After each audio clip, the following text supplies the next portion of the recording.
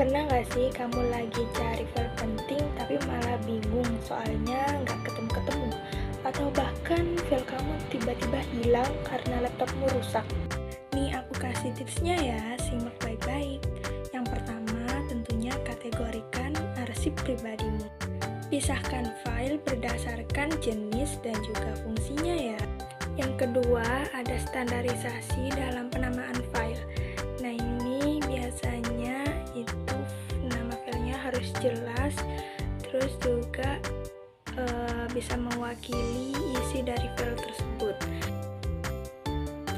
Kemudian yang ketiga, gunakan cloud storage.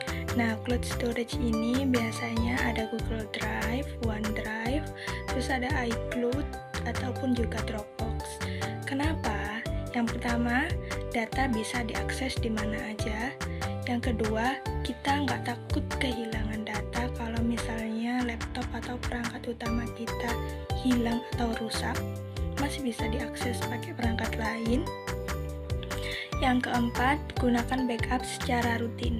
Bagaimana caranya? Yang pertama, gunakan hard drive atau penyimpanan cadangan fisik seperti flash disk ataupun memory card.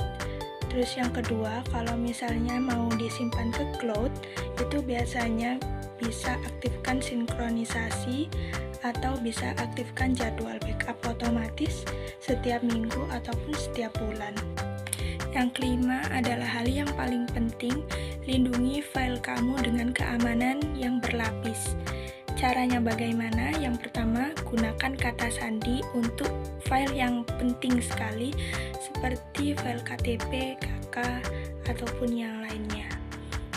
Kemudian yang kedua, hindari menyimpan data atau file yang rahasia di perangkat publik atau yang bisa dipakai untuk bersama, untuk umum, seperti komputer di perpustakaan.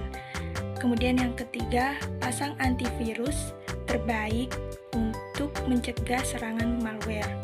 Terus yang terakhir, ini yang paling penting, jangan asal pencet link karena device yang kamu gunakan bisa diretas oleh pihak yang tidak bertanggung jawab.